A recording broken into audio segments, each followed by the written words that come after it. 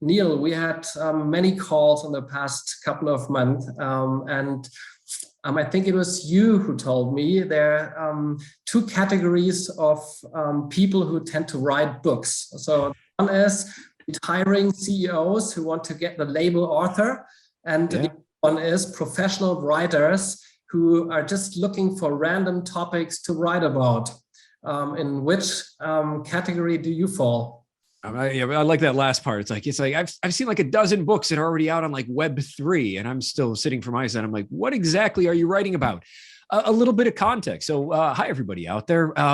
Look, I am not an author by any means. I was simply someone that said, look, in my line of work, what I spend a lot of time doing is working with companies where they're saying, we've captured so much data. Where's the money now? And that's a common thing, is that people talk about these metaphors like data is the new oil. It's like, okay, great. Okay, so I have this resource. What do I do with it? And so what we've been seeing over the past couple of years is that more and more companies are moving from short-term metrics and KPIs. Here's what we did today. Here's how many people clicked on our ad and bought, to saying, can we do longer-term, more relationship-oriented KPIs? This type of transformation has been incredibly powerful. The tricky part is that companies are saying, well, how do we do it? And so that's really what I started writing down, is that I have the experience working with, thousands of companies on utilizing their data, looking more at building customer relationships, making a lot of money along the way. And I said, hey, wouldn't it be kind of fun if I could just write this stuff down and put it in a book? And I'll admit to all of you, and this is just when we talk about the types of authors, I immediately said, look, this is not me. So I'm just going to write it, and I'm going to put it as like a 200-page PDF online. And if anybody cares to look at it, they will. And then, Penguin came around, and they actually bought the rights to the book in about 72 hours. And they did it not because they are, great at digital marketing, but what they saw with the content, which hopefully we'll talk about, is just telling the right story. And the power of data, but, it really locks into, can you get other people to understand how to use it, what to do with it, and to finally recognize that value that it holds. So really long answer. I am like the random guy that didn't think he was writing a book and ended up writing a book. That's kind of the third category. Neil, I had the pleasure to receive an early excerpt of your book a few months ago. And what I immediately realized on the first couple of pages is that it's not the typical business book I would have expected. Business books are typically written in a rather dry technical style, while you write about a highly complex subject, but there are very few charts and just a few tables, and it's a very narrative style, which surprised me sort of. Who is supposed to read your book? So who should benefit from what you are writing? Who are you targeting? Let's be practical about it. Nobody reads data books. Okay, like you read data books if it's part of a course or if you really need to learn a technical skill, but with the precious time you have, maybe in the morning or evening, are you really saying, hey, what I want to do is read a data book right now? And so I knew that was the first gap, is that knowledge means nothing if people aren't actually excited and intrigued to read it. And so what I really tried to do is to say, look, could I build these insights in a way that it's like a conversation, so that you actually enjoy it, so that it kind of flows. So it's not technical. It's not saying here's equations and models, but it's to say just in a very practical human language. And the reason why I did it was just kind of out of respect for the reader, just to say, look, if you don't want to read this, if you don't enjoy it, that's the reason the excerpt is out there, to kind of change people's perceptions of how these concepts around data can be presented, but also realizing that there's going to be other people in your organizations that will need to understand the same concepts in order to make that transformation happen. And if nobody reads it, then it doesn't go anywhere. So it had to be engaging. It had to be almost, we call it, and this is why we chose the size for the book that we did. You see it over my shoulder. It's just something you can carry around, something that you can easily share, something that you can tear pages out and give to somebody else. Everything meant to really help that transformation into becoming a more data-driven company. What I wanted to also say, Neil, and I'm not doing any Neil Hoyne advertising, but I really like the book, how it's written, because it's covering a highly complex topic usually nobody is listening to, and you kind of simplified it and wrapped up the whole thing in a very easy to understand way. It's probably not very immediately actionable, but it explains the broader concept of what needs to be done, which is quite something, and I really liked it. So let's thank you. Put into the book itself. You cover 3 parts. The first one is conversations, the second one is relationships, and the third one is called self-improvement. In a nutshell, what does your reader learn in these 3 parts? Here's what it is. In the first part, it's just simply about looking past short-term goals and objectives, but doing so in a very human language, which is probably best encapsulated by that we're not talking about visits to a website or conversions or bounce rates. We're talking about people. We're talking about conversations. And just if you happen to have a brick and mortar store, or if you did, if 30,000 people came in, how would you understand their needs, what they want, and how that's generally lost within data?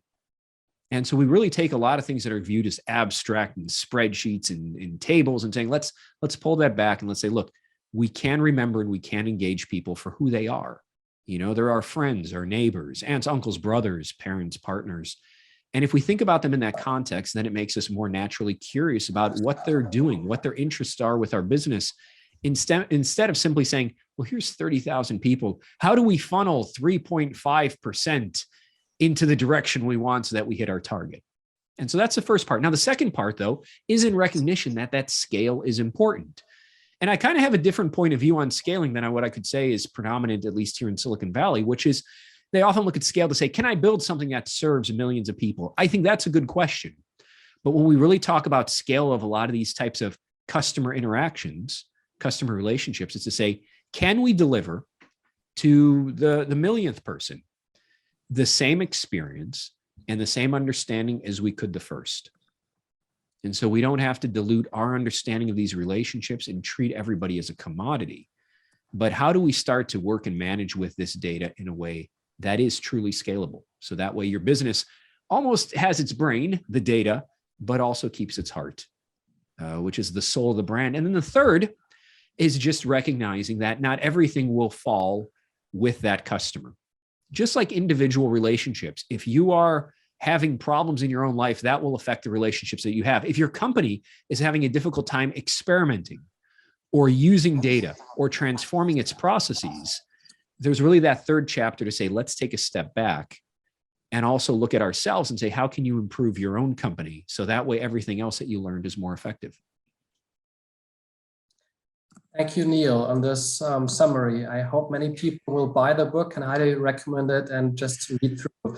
But let's transition to the key question we wanted to answer today. Sure. And this is what separates the great from the good. And what is it that differentiates the e-commerce champions when it comes to marketing? And in your book, probably because of your Google background, you're very careful and you try to not mention many specific companies.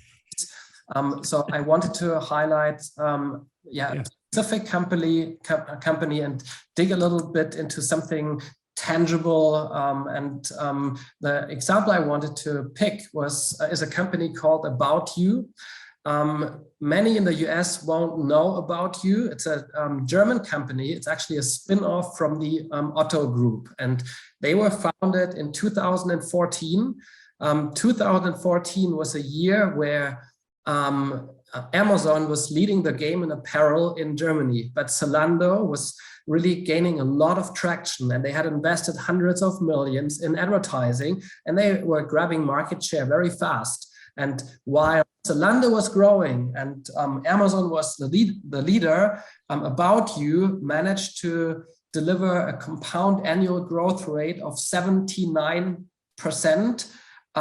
in 4 years prior to the IPO. They went public last year, I think it was in the fourth quarter, at a 5 billion valuation. If we compare their performance with, let's say, for example, a Macy's, you see there's a huge difference. Macy's in e-commerce had a compound annual growth rate of 15%, just e-commerce and including the COVID impact, while the other guys grow at 79%. And this is sort of what we see in difference of performance. And there might be a multitude of reasons. It's not a singular thing, right? You can't just narrow it down to just marketing. But what we put up here is a chart that was published by About You in 2017. So in the middle of their hyper growth. And I wanted to ask you, if you look at the slide, maybe you can quickly explain it on the fly, but what does this tell us about their general marketing approach? Because I think there is something in there that is unusual if you compare it to the view, let's say, other brick and mortar companies, more legacy have. Let's simplify this down to its rawest component. They're giving themselves time to build that relationship. It allows them, and this is what we see when you look at companies, if they're looking at capturing that immediate ROI, and you see here with the language, ROI after 360 days, after 720 days, and how that relationship develops, what you may find is that these are customers that other competitors may turn down, or they may bid less for. They may say, we want to get that immediate return, that immediate interaction. And you start to see, and this is just a really pragmatic way of saying, what is that longer term relationship driving for us? I mean, specifically what we see here is they're unprofitable on their first order, but they explicitly, intentionally focus their investment on new customer acquisition. And they do this because they know exactly what they're going to get out of these new customers. And now compare this to some more legacy approach where companies tend to talk constantly to their existing customers. And one of the reasons they do this is that it looks so good in the report you see, but they don't grow their customer base. And that's a pretty substantial difference. What we don't see here is what they did under the hood. So these, let's say, the margins or net contribution from the repeat purchases you see here, this is in fact coming out of individual customer level predictions, and it's not just a plain average. And they somehow managed to communicate this 720 days ROI back to Google 720 days before this all happened, right? And that's I'll tell you, that's kind of a leap of faith for some companies. They're saying, does it work? But, I think what you mentioned here is kind of the other important lesson too, is that for companies that are looking for that, the legacy companies that you mentioned, and there even are some new ones that are still stuck on those legacy models, is that they focus just too much on that efficiency side and not enough about growth. And so when they look at it, even for those companies, it's not enough to say, we want that short-term interactions, to say, then we want to drive that audience down further. These are the most expensive customers we acquire on a short-term basis. Can we squeeze more efficiencies, effectively removing themselves from the market? And so just longer term, what companies are doing is they're literally replacing what you would consider as being that short-term value. Here's how much we made today, with a signal up to their ad platform saying, this is how much we think they're worth to our business. And some of them discount it to net present value, so that way you're not losing it. But that's what's bringing this information back through. And so then the ad platforms, what are they saying? They're saying, hey, I don't care what you're bidding on or what you're bidding towards. You just tell me whether this person's more valuable than that person to your business. But as long as the business has that long-term focus, then you win. And here's the idea. And when you really want to simplify this down, what's the goal? Is the goal to have perfect information, perfect predictions? It's not. It's being able to bid in a way that is different or arguably better than other people you're competing with. And so if everybody's focusing on just that short-term conversion, that's what they're optimizing towards, that's their choice, and that's fine. But we just see some companies are getting an advantage by saying, I'm going to do something differently. I'm going to look at the long-term value. I'm going to invest in those customers, and I'm going to pull them out of the market where other companies may not make those same decisions. I recently read a post on LinkedIn from somebody, and it said, paid media is dead. And the explanation was because now we have AI, and AI is doing all the heavy lifting. So we don't handle keywords nor bids anymore. What's your take on this? I think we're headed in that direction. Now, it just depends on if you want to do this as a glass half empty or half full point of view. In some companies, they'll say, look, AI is doing everything. It's taking away my role. It's taking away the role of marketing.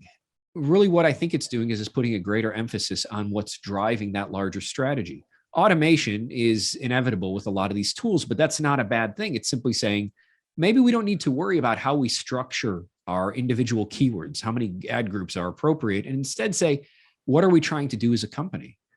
And I think it's really just forcing marketers to take a step back from that day-to-day relentless optimization, relentless focus on CPAs to say, what's the growth strategy? Where do we want to head? How do these tools play into our competitive advantage? And that's a much stronger position to be coming from than saying, can we pull enough levers today to outbid the second and third person in the auction? How do you get AI to bring in valuable customers if it's just a random algorithm that brings? We can't. That's the weakness on machine learning, right? Is this idea of bias. If you're always targeting one type of customer on one objective or in one part of the customer funnel, and you tell AI to go crazy, it doesn't have a data set to pull from. It'd be the same thing if you think about the customers you target. If you were always targeting a specific type of customer, we see this actually this happened with an airline, where an airline, one of the budget vacation oriented airlines, is saying, hey, what do we have to do to bring in business travelers? I was like, well, what data do you have on them? I'm like, well, nothing. We've never targeted them before. Okay, well, I can't do anything with automation and AI to bring those people in because you haven't really done anything yet. So I think that's kind of the limitation, is that it is a tool to optimize what you have, but it's secondary to what the strategy is and what the data you already collected is. How can AI optimize for something I can't even measure? So if all I do is track transactions, how do I tell AI to go after valuable customers? Well, that's the thing. And that's where it starts, with really understanding and being able to calculate some understanding as to how your business defines it as to what is that lifetime value. And I am not talking about blind faith. I'm talking using a proven and tested model so that you have comfort to say, look, we are bidding out 2 years, but we have confidence in it. The models can do that. But that's the starting point. And again, I'm not encouraging the huge transformation to say, today you're going to turn off all your bids on transactions and start bidding to customers. What I'm saying is most companies are successful simply by starting with awareness of that behavior, to look at their campaigns and to say, today, if you look at all your campaigns, all your marketing activities, what was the lifetime value associated with those customers? How much are they worth to your business? And again, even if you're not bidding on it, it starts a conversation in an organization to say, what's happening? So you may have 2 campaigns with the exact same, say, short-term CPA, but now somebody's going to raise their hand and say, well, wait a minute, why are these customers coming back all the time and customers from these campaigns aren't? And that's where the transformation starts for a business. So it's continuing what you're currently doing with an eye towards that transformation, that longer-term growth. But it can't go anywhere unless you have that metric, something you can feed to other systems, something you can have that discussion around to say these customers are going to be better long-term for us than those customers. Neil, you had the privilege to work with about 2,500 different companies in the course of the last couple of years. And I'm sure you've seen very good ones and mediocre ones and not so good ones. From your point of view, what is it that separates the great from the good? So I think about it in terms of expectations. And, I was working with a negotiator one time and I said, what do you do? And he's like, he spends a lot of time doing negotiations for divorces. And I was like, well, what do you learn from that? And he's like, I find that what I tell everybody on the very first day is that about halfway through the process, you're all going to be yelling at each other, and that's okay. I said, that's kind of a weird thing to say. And he said, yeah, but they inevitably start yelling at each other when hard issues arise. And if I don't tell them that, they think the process is broken. But if they know about them, like, you told us this would happen, we're on track. And I think with a lot of these transformations, what I see across companies is it's that expectation. Some companies will look at it by saying, we're going to start and we're going to get everything right on paper. We're going to plan all the systems and have perfect data. And then after we do that for about 12 to 18 months, then the data scientists will implement lifetime value and all the money will pour in. And then they go through and they say, well, this is a little bit of a slog and people are waiting for results and the data is uncertain, or we have these biases in our data. And instead, what I find best in class companies do is they orient themselves by saying, look, transformations are inherently messy, but the worst thing that we can do is to stand still. And so what we're going to do is we're going to go out there with a simple goal to be slightly better tomorrow than we are today. We're going to get it right a lot of times. We're going to fail a lot of times. But when you look back at us in that same 12 to 18 month window, we're going to have success. And so what they do is they calibrate everyone's expectations to say it's messy, it's imperfect. We're predicting customer behavior, but we can do it. And we're going to prove it to ourselves every day. And those companies deal with the difficulties and the shortcomings a lot better because they expect it to be part of the process, than opposed to that company that said, hey, we set our entire strategy out 12 months ago. Something went wrong. And that's devastating because sometimes they never go back. They never try that transformation because organizationally they learn, hey, remember we tried to do a lifetime value thing and it didn't work out for this person and they're no longer here. And instead a company can look back to say, we've been doing this for 12 months and we have a huge record of successes and we have some failures that we get over because we say, look at all the things we accomplished. And so the more that you can set small iterative goals, that's how you define yourself as a best-in-class company. I mean, if I look back, Neil, what you describe in your book, these principles, I would probably subscribe to all of them. And I know there were a bunch of companies doing this, maybe in a slightly less sophisticated way, but the key principles, they did it already in 2011. So it seems we as humans are terribly bad in changing, right? Because of course, 2011 until now, and you write a book now to educate the broader market. What's possible out there? How do we speed things up? You know, I tell you about this. This is, you know, I actually talk about this early on in the book because I think it's important to address. When we talk about aversion to risk, nobody goes into the office and says, I want to fail today. You know, we take a look at it dispassionately. We say, oh, companies should take risk. That's part of the process, you know, this bold onward approach. And then when we get to the actual application of it, it scares us. And here's what we see, especially when we talk about digital transformations: 4 things to transform. Companies end up reallocating resources. Some projects are more important. Some projects go away. And the more dramatic the transformation, the more of those shifts occur. And where companies struggle the most is that it effectively means internally that somebody running those projects, their project will be deprioritized. You're going to say, this channel, when we look at lifetime value, this channel is working really well. We thought this channel was performing well, but now it's at the bottom and we need to pull some money for budgets and reallocate media. And what companies simply fail to anticipate is that we make decisions often as individuals. And so those teams that are looking to say, wait a minute, I'm going to get 30% less budget, will slow down that transformation because it's harmful to them. That transformation is no longer providing upside. And so really, if you look at the book and the entire context of it, what it was to get this information in everyone's hands, to almost pay it forward for what I've learned in my experiences, to say, here's how you educate everyone about the changes so it becomes intuitive to them. So they can, instead of waiting for one person, one leader to define the organization, say, we're moving money from here to here, we're focusing on long-term versus short-term, is to come up with something that's so compelling that everybody reads it and everyone almost wants to get involved with their own scope, their own work. And that's how a company changes. So it's not one leader, again, saying this is a direction, saying you should do lifetime value. It's everyone saying, what if in your function, in your role, in your marketing campaigns, you could bring in customers that would spend 10 or 20 times more than the average customers you're acquiring today? What if you could build resources and find insights around those customers that are going to be with you for 5 or 10 years, that are going to buy products at full retail price, maybe pay extra for shipping, aren't going to return, instead of getting the people that are only going to buy things that are really loss-leading products for your category? Yeah, let me give you one interesting example. So, of course, sure. There's some guy in marketing who gets it and wants to move away from this old ROAS approach and wants something that makes sense. And let's assume this guy figures out, well, this low funnel retargeting, it's actually not really working. It looks great, but it's just air. So we're going to cut that off. and we're now putting our money into new customer acquisition. So he brings in highly valuable new customers. He took all that retargeting budget and put it onto prospecting and does an amazing job. Next day or next month, the boss looks at the numbers, and the numbers is what happened? Old school measurement, and what he's going to see. Hey, dude, what happened? All my performance is gone. Next day he's looking for a new job.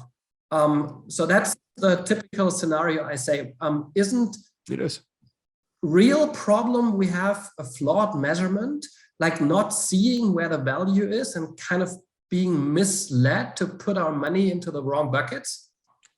I would say not flawed measurement in the sense that the data is what the data is, short term versus long term. It's a matter of focus.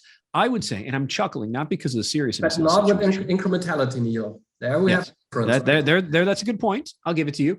I will say that the story is wrong.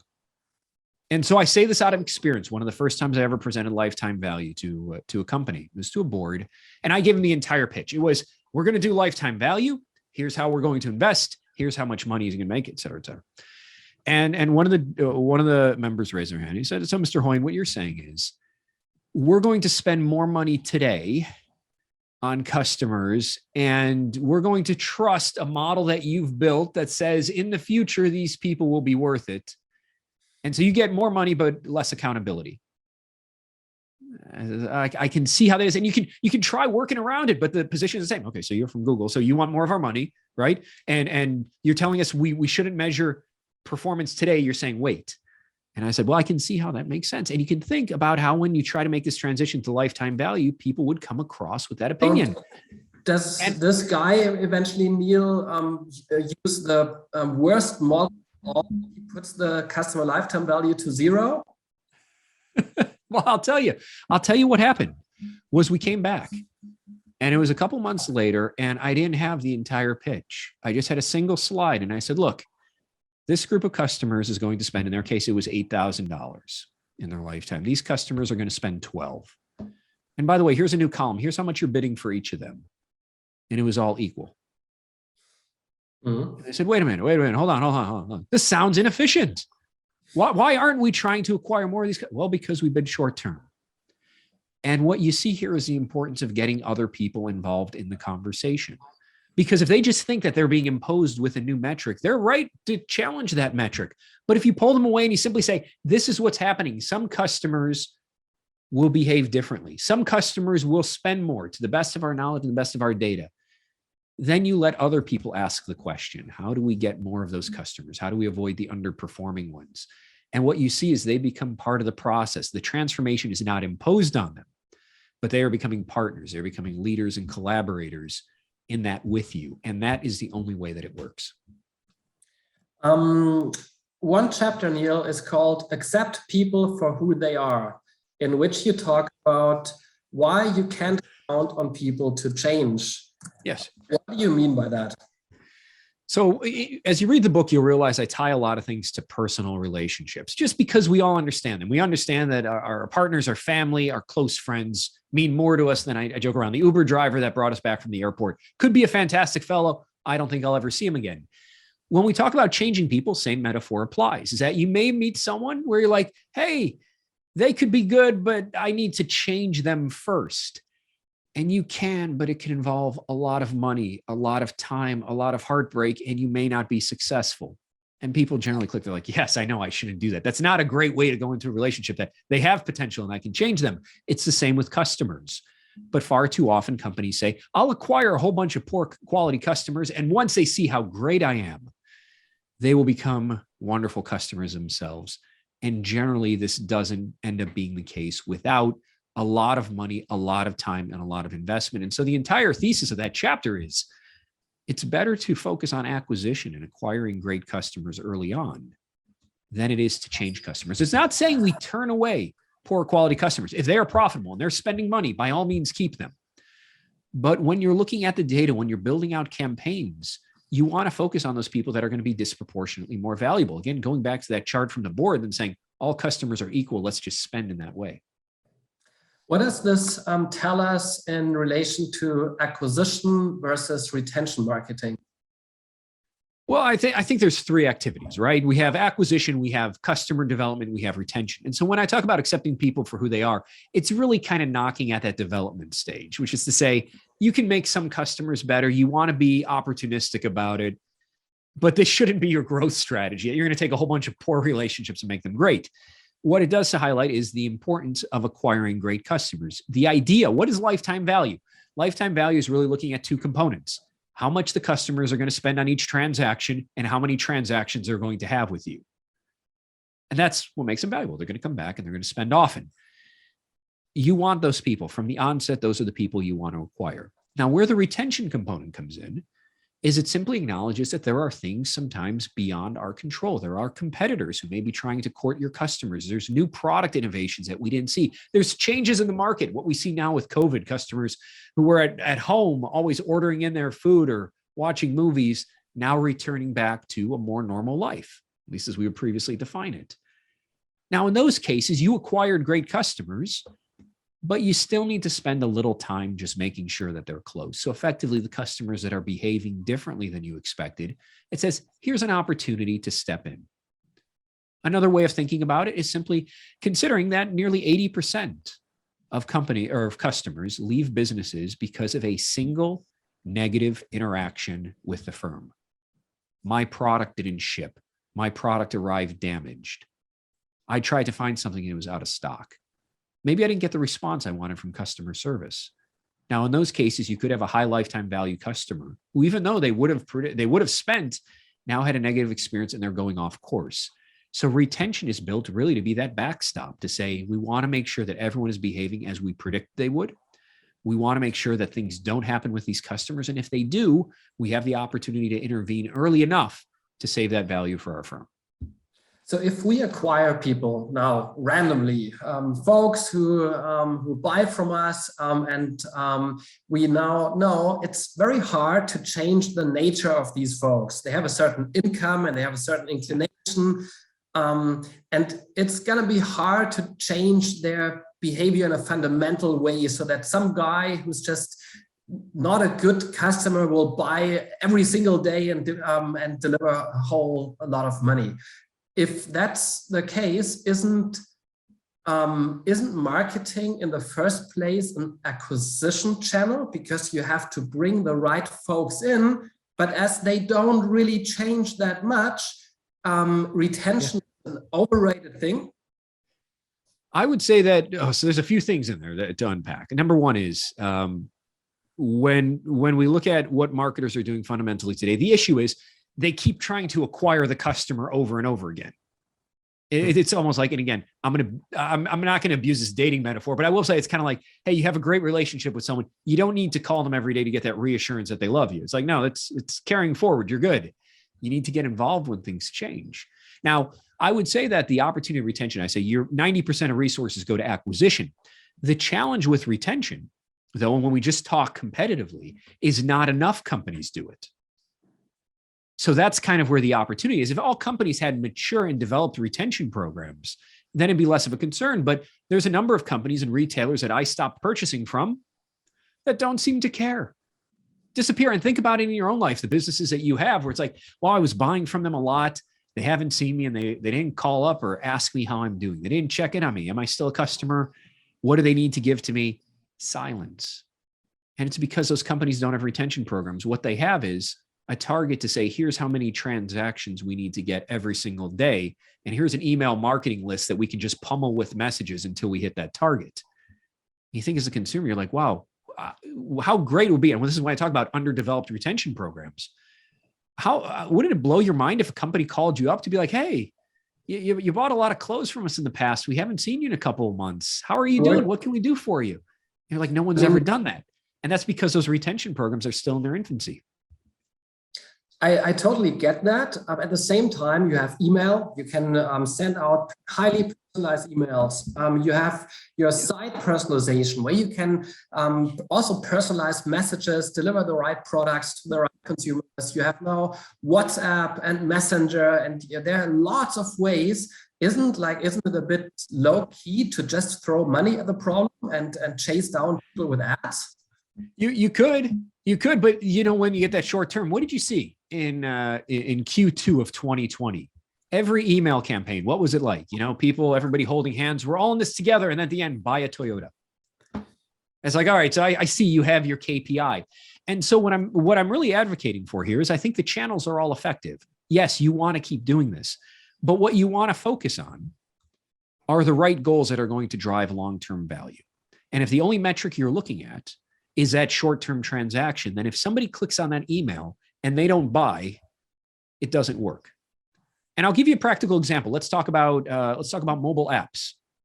So I was actually working with an airline at one point that was entirely transaction focused. They could not bring themselves to build any additional functionality into their app that wasn't about booking tickets because there was no ROI. And in their case, it was actually negative. It's cannibalizing. So wait, we're giving people features for their account, but then they're going to play with that instead of looking at what our prices and our promotions are to book our next flight. And you'd be surprised. This was an argument. And you'd be surprised at this because as a consumer, you know how those apps have developed to provide you with value. But they couldn't measure because all they were measuring were how many bookings came from the app. And once they started looking at lifetime value, they realized that those loyalty programs and allowing people to interact with them increased the loyalty, how long people stayed. And so all it was a matter of proving it to themselves that there is an ROI for the features that they're investing in. And so for those email campaigns, almost unleashing them to say, there's more than you can do than simply saying, buy a car today. There's other ways you can interact, other ways to engage, but you need to look at that longer term value in order to recognize it in your metrics. Neil, one very practical question, and I'm getting the same question all the time. How do you decide how much money to put into retention versus acquisition? I generally will say, my general rule is 90% to acquisition, 9% to retention, 1% to development. But that's idealistic. It's also like, well, how would you spend your perfect day? What's the data-driven way to get to the 90-10? When I say this, I say that you want to improve the customers that you're acquiring. Now, I don't use average customers often. I always insist on building these lifetime value models at the individual customer level and then rolling them up. You mentioned that with the case study. But if you look at that and you say, well, what's the type of customer? What's the average lifetime value of the customers that we're acquiring today? Let's say it's $500 US. Say my goal for you in the next week is let's get that to 505. Right? It doesn't have to be a perfect reallocation. What I want to do is slightly more emphasis on better customers, slightly less on worse customers. And eventually, where will you net out after a couple of years? In that 90, 1-9 split. You'll get there. But let's just start incrementally saying, let's use your current processes and just nudge customers and behaviors in the right direction. I see we're kind of running out of time, but we started late, so I'm going to run a little over. But let's get to another interesting question. Chapter 16 of your book, Try a Career in Politics. Does have to do with modern data-driven advertising. People are people. We're all human, right? And people often say, they're like, well, if we're going to be a data-driven company, we'll let the data decide. We'll let the tests decide. Tests are never that binary. They're never yes or no, go this way or not. There's always some gray area for interpretation, even clear results. Somebody can point and be like, well, pre-COVID market was different than post-COVID, or did we bias a sample set, or what happened during this promotion? So there's always room for disagreement. And so what that chapter is about really is about saying, look, recognize that, but then just very basic things and very basic ideas such as, as you're going through this and you're leading your organization through, one of the best questions you can ask people before you run a test is, what are we going to do based on the results? Don't let the data will decide. No, if we're able to reach this result, does everybody on the table agree we will move money in this direction, that we will invest in this? It should not be, well, let's wait to see the data and then we're going to go on this tour to convince everybody of our POV. And so I do look at it as that in terms of that trade-off. I've encountered that problem many, many times. And I feel we have more of an organizational issue than we have of a technology problem too. So technology can all do it, but it's humans that... It's humans. It's everybody here. That's to say, I don't need you to buy a whole bunch of new cloud stuff. I don't need you huge budgets. Just know. And by the way, if nothing else, this is the last thing I'm going to say on this, and then I'm going to hand it back to you. But last thing I'll say is, if you take away nothing else, just realize that all organizations struggle with this. Again, this is part of the process. This is what they go through. Your goal is simply to be slightly better than the people you're competing with. I like your meta level answer you gave me before. What differentiates the great from the good? It's the adaptability to some extent, you said, right? It's how fast we can react to change. Exactly. Saw Brian Costello has joined. Brian has held several VP level positions at large e-commerce and omni-channel retailers, ranging from Monster, Shark Ninja, and recently Staples. Brian, you're very familiar with all the principles I've been discussing with Neil. Last year, you went through such a transformation process while working at a large Fortune 500 retailer. I'm curious, could you describe what starting point you had when you launched this project, what the problem was that you found, and why you felt there is a need to act and to do something differently? Yeah, thanks, Andy. Just on that data piece, I always try to say the same thing. It's data advises, people decide. You know, it doesn't rhyme, but we got to figure out how to make it rhyme. But it basically is that people still have to make the decisions. You know, the key was in my organization, we were really identifying these vanity metrics, and you sort of went through them, that traditionally look great on paper, and they look great to many legacy sort of executive level marketing or leaders, whether it be ROAS or your example, which is one that I've seen quite a bit, putting too much stock into retargeting and too many dollars into retargeting, chasing your own customers. It looks great. Brands might spend more, but they start to pull back when they realize, how come my marketing, how come my media doesn't seem to be working? So when I started looking at it, I said, look, the core job of the media for an organization is to drive valuable new customers. What does that mean? How can we see them? What do these customers look like? What are they spending? What are the categories they're investing in that bring them back time and again? And the issue was we never thought about it, right? A lot of times retailers don't think about it in that way. It's funny, Neil, you brought up email. Some of the email marketers think about that, right? They think about what are our best customers. But from the media perspective, it was always show me the ROAS or show me vanity metrics. And I was just tired of wondering why a lot of these companies will say, my media is doing great. And then my question is, then why has your business declined for 5 years straight? You know, and, I see that. I appreciate the audacity of them trying, right? Right. It's like, here's all the different things we possibly do. It's like, do any of these correlate to revenue? Right. And like, no, but look how busy we are. We have people. Yeah. There's no incrementality and there's no focus on what really drives enterprise value. And that's the conversation, Andy, that got it going.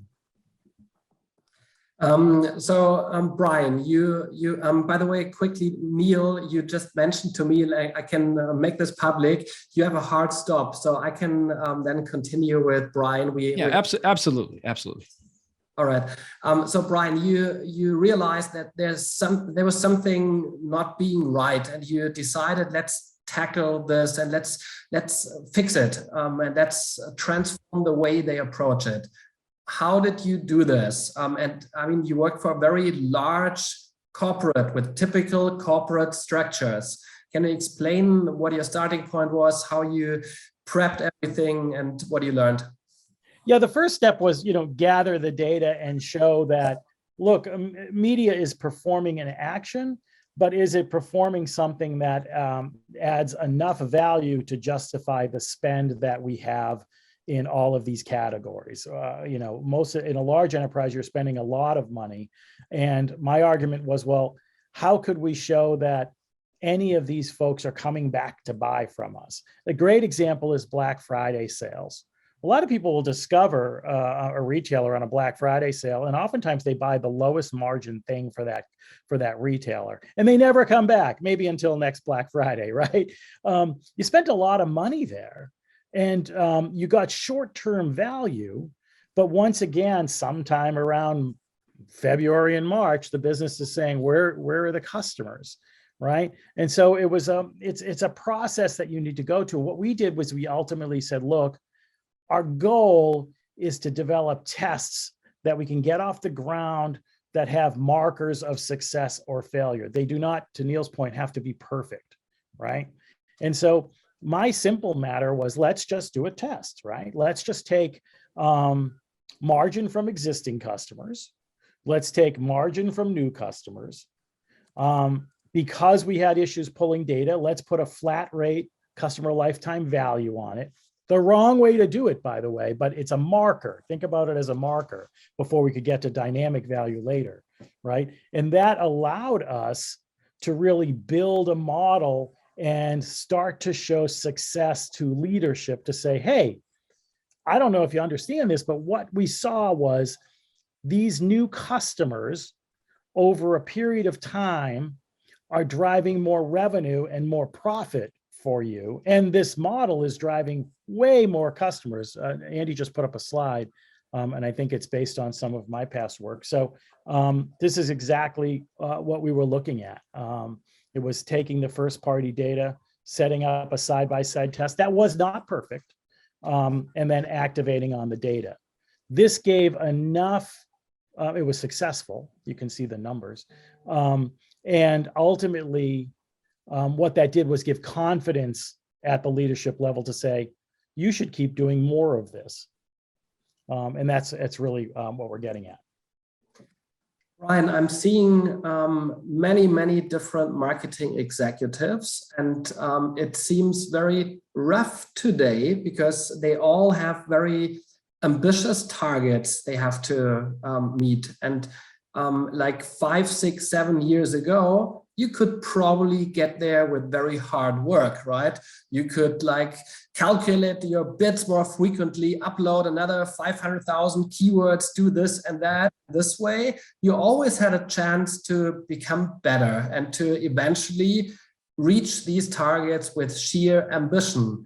Today, we are in an AI-based world, and companies are still ambitious. And I see lots of marketing executives who try to reach these targets with the same means they used five years ago. Means do more of the same, do it slightly better. What Neil has described is a different approach. It's kind of rather focus on different KPIs. And change the playing field, move away from transactional KPIs rather towards customer-centric metrics. The downside of this approach is that you somehow might hit a wall and the organization might just not be receptive to change. What would you recommend marketing executives on a senior level? Which is the better approach? What can you share from your experiences? Yeah, I think marketing executives can learn a lot from their partners on the believe it or not, the merchant and product side. If you're a retailer or a hard goods kind of a seller, the idea that the products constantly change in the marketplace, right? As a marketing leader, you cannot be in a situation that status quo exists because it does not. The technology is advancing too fast. So what I see as the most difficult is justifying change at the leadership level. You're right, they're reticent to change. But if you bring in these models and these tests to prove out theories, and you start to prove little things, as Neil said, you're sometimes going to be wrong. But if the majority start to be right, then you can actually make the change. I think most importantly, what worked in the past generally, especially as you bring in AI and especially as you start to look at customer lifetime value, it's a model that can prove itself out through iteration.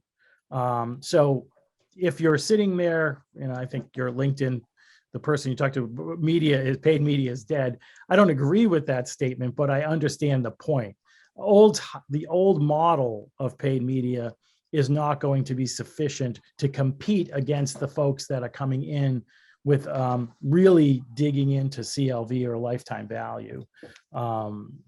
Just short term is not going to do it. I always think how am I going to do this with less money next year? I always assume I'm going to have less.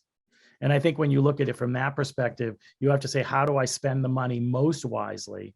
And how do I never get rid of the fact that I have to test, and try new things and prove things out?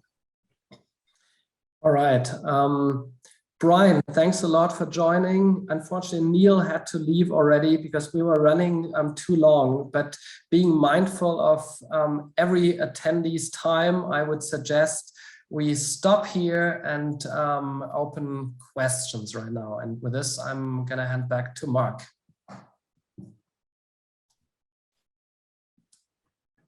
Great, thanks, Andy. We had a few questions come in through the chat box, so we're going to start there. I'll go in reverse order. Philip Nass asks, how do I know if a customer I'm acquiring today will be a high value customer? And Andy, I know this is a topic that's really dear to your heart. I'm going to have you start and then maybe hand it off to Brian. Yeah, so let's maybe describe the problem a bit more detailed. There are two ways, two situations where I can calculate a customer lifetime value. I can do this for somebody who has had a very, very long journey, who I know for 5 years. And if that person has constantly purchased from my store, I have a pretty good idea about the future value of that individual. In a marketing use case, and we heard from Neil, 90% should go into acquisition. I have to inform Google at the point of time when the conversion happens, what the future value of this individual will be. And all I have is that first transaction. So what we are using is prediction models that take several features into account. One is the basket composition. Simple example, if somebody at Staples buys a printer versus somebody else is buying a whiteboard, the printer will yield lots of repeat purchases of cartridges.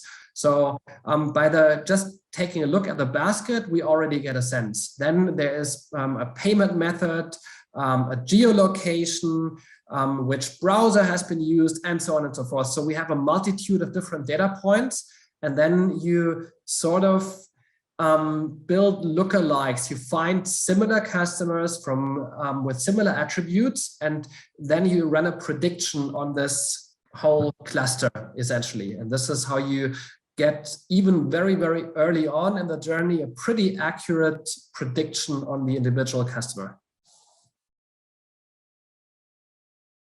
You're on mute. Yep. Brian, you want to add anything to that? Yeah, I mean, I touched upon it a little bit. I think it sounds daunting, Philip. It really is getting started and understanding you do definitely need data science, and you need folks that understand how to put a model against your customers. But just taking, for instance, to start, my margin on existing customers, your margin on customer lifetime value customers, and you work with some data and the scientists to prove that out. You say, look, this is my margin here, and then what am I going to get it versus when I start focusing on the former or the latter. When I start focusing on the latter, which is a new customer, and then start layering in the data that Andy mentions, right? Because the more data that you have, the better the model ultimately works. But you can start with a little and grow it, because you will see changes even with, as I said, flat rate. I wouldn't recommend it, but if you needed to get off the ground, that's what I've used in the past, and it's been successful. I'm gonna save Naresh's question for last. Let's skip over to Emma's question real quick. And Brian, I'm gonna edit it a little bit while I send it to you. How do you follow up on a CLV or an LTV setup to make sure that your data is correctly identifying the right customers? And really what I'm talking about is how quickly can you start to recognize that you're going after the right customers? How do you ensure that you're on the right track? And how do you make sure that you're not allocating budget to wrong areas? Yeah, that's a good question. I see it up front here. The key part is to have everybody aligned to, are we agreeing to the data set? And are we agreeing this is the correct data to look at? So in our case, and in my case in the past, I've worked with the data science team internally to really determine, okay, this is a customer that has bought X number of times. These are the things they've bought. And we just run up against the models, right? So it's never going to be at least early on, it's never going to be 100% perfect on that particular segment. For instance, somebody that buys jeans might not always buy a sweatshirt next, right? But what the propensity will show is that somebody that buys these specific jeans tends to come back and buy this series of products, right? And so we just keep running it up against the model to see what ultimately looks best. I don't know if that answers your question completely, but the way I do it is the short term was, let's pull money a little bit from what we know isn't driving incrementality to something that we don't know is driving incrementality, but we believe might have the opportunity to drive incrementality, which was customer lifetime value. And what we saw was that customer lifetime value cohort drove better results. And then again, you have to layer in more data. Very good. Andy, rather than having you wax on that one, there was a great question that came in late that I know is something that you and I have talked about a bit on the side. This person asked, Constantina asked, there seems to be a link between CLV and incrementality. Can you elaborate?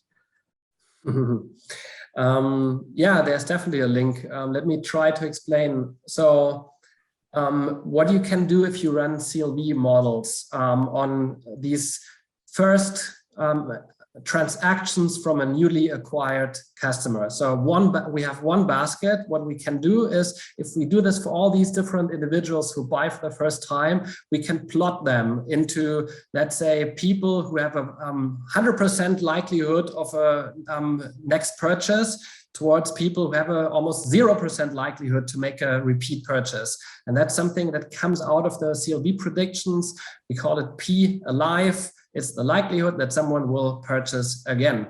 So if you imagine you now target all these folks from your existing customer base who have a high likelihood to repurchase, and they all buy, it just fulfills the prophecy, right? We already knew they would buy again. So these people, they seem to have a natural inclination to repurchase. So somebody who is scored with a high likelihood to repurchase and does so after clicking on an ad doesn't show great incrementality. And that's the link between CLV, or the kind of compound thing of CLV predictions, including this likelihood of repeat purchase and the incremental impact. So if you target, or if you have a mix of customers, like 50% are new customers, very high incremental impact.